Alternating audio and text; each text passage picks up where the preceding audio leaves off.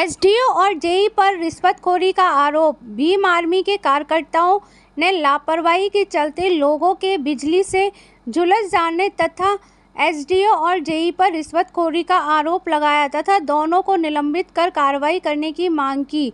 Bhim army के कार्यकर्ताओं का कहना है कि नकटिया पावर हाउस के एसडीओ अमित सक्सेना और जेई बीरू सिंह ग्राम श्यामनगर उड़ला जागीर में बिजली 11,000 वोल्टेज की हाई टेंशन लाइन छत से हटाने के लिए 5 लाख रुपए की रिश्वत की मांग की थी। उन्होंने कहा कि हाई टेंशन लाइन की ऊंचाई रोड से लगभग 8.5 मीटर की होनी चाहिए, परंतु यहां पर हाई टेंशन लाइन की ऊंचाई मात्र 5 मीटर है। ये हाई टेंशन लाइन कई घरों को छूकर जा रही है, जिस वजह से कई लोग झुलस भी चुके हैं। उन्होंने कहा कि एसडीओ अमित कुमार और जेई बीरू और लाइनमैन की लापरवाही के चलते हुई बारिश में जब जसमहेंद्र अपनी छत पर पानी निकालने के लिए पहुंचा तो फिर करंट छत पर उतर आया और वह करंट की वजह से झुलस गया। यदि समय रहते ग्रामीणों की बात को सुन लिया जाता तो शायद ये हादसा नहीं होता। उसकी हालत अभी भी गंभीर बनी हुई है और अब तक उसे 5 लाख रुपए इलाज में खर्च हो चुके हैं। आरोप ये भी है कि एसडीओ अमित सक्सेना, जेई बीरू और लाइनमैन चोखेलाल क्षेत्र में अवैध उगाई करते हैं। भीम आर्मी के कार्यकर्ताओं ने जेई और एसडीओ को तत्काल निलंबित कर कार्रवाई करने की मांग की है।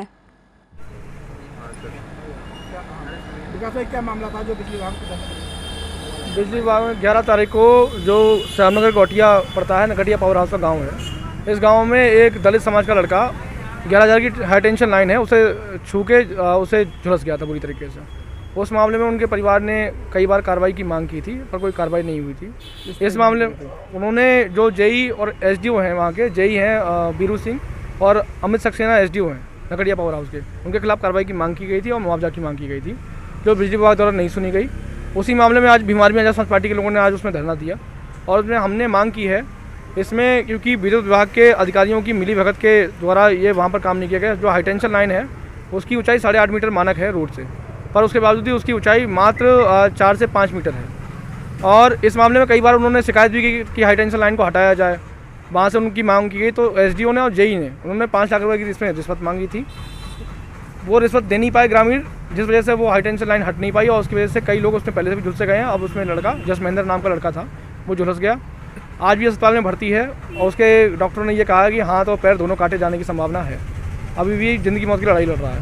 हमारी मांग ये थी, हमने आज ज्ञापन दिया उनको, जो चीफ इंजीनियर हैं उनको हमने ज्ञापन दिया है। हमने मांग की है कि तत्काल एसडीओ को और जेई है और जो लाइनमैन है इनको तत्काल प्रभाव से उनको बर्खास्त किया जाए, उनके खिलाफ विभागीय कार्रवाई की जाए।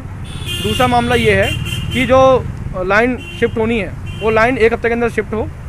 और तीसरा मामला जो है कि विद्युत विभाग की तरफ से मुआवजा दिलाया जाता है ऐसे लोगों को। विद्युत विभाग की तरफ से 25 लाख का मुआवजे की हमने मांग परिवार के लिए की है। कहाँ के रहने वाले वो लोग? वो लोग श्यामनगर गोटिया उड़ला जागीर के रहने वाले। थाना बिथरी चैनपुर।